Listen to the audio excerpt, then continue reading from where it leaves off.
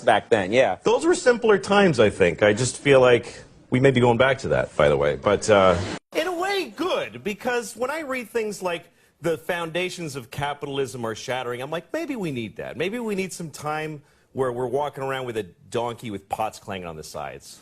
You think that would just bring us back to reality? Yeah, because everything is amazing right now, and nobody's happy. Like, in my lifetime, the changes in the world have been incredible. When I was a kid, we had a rotary phone.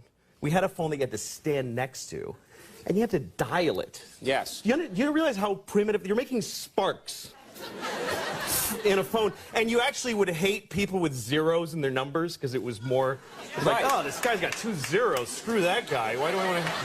Yeah. And then if they called and you weren't home, the phone would just ring lonely by itself. And then if you wanted money, you had to go in the bank for when it was open for like 3 hours. You had to stay in line, write yourself a check like an idiot. And then when you ran out of money, you'd just go, well, I can't do any more things now. Right. I can't do any more things. That's it, yeah. That was it. And even if you had a credit card, the guy would go, ugh, and he'd bring out this whole shunk, and he'd write, he'd have to call the president to see if you have any money. And it's all true, kids. You had to call the president, yeah. It was ridiculous. Yes. Do you feel that we now, in the 21st century, we take technology for granted? Well, yeah, because now we live in an amazing, amazing world, and it's wasted on the crappiest generation of just spoiled idiots that don't care, because this is what people are like now. They got their phone, and they're like, it won't. Give it a second.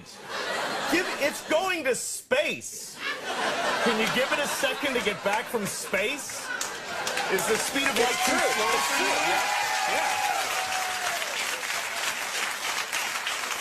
I was on an airplane, and there was internet, high-speed internet on the airplane. That's the newest thing that I know exists. And I'm sitting on the plane, and they go, open up your laptop, you can go on the internet. And it's fast, and I'm watching YouTube clips. I'm in an airplane.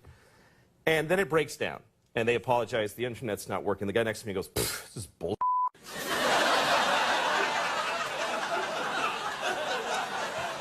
Like, how quickly the world owes him something he knew existed only 10 seconds ago. Right. And on planes,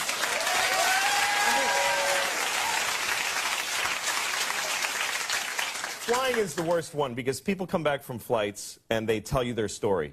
And it's like a horror story. They act like their flight was like a cattle car in the 40s in Germany. That's how bad they make it sound. Right. They're like, it was the worst day of my life.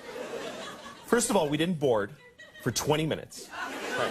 And then we get on the plane, and they made us sit there on the runway for 40 minutes. We had to sit there. Oh, really? What happened next? Did you fly through the air incredibly like a bird? Did you partake in the miracle of human flight, you non-contributing zero that you got to fly? You're flying! It's amazing. Everybody on every plane should just constantly be going, oh my God! Wow! Yes! You're flying. You're sitting in a chair in the sky. Yes. Yeah, he's right. Now, Louis... But it doesn't go back a lot. and it's not really... You know, here's the thing. People, like, they say there's delays on flights. Yeah. Delays, really?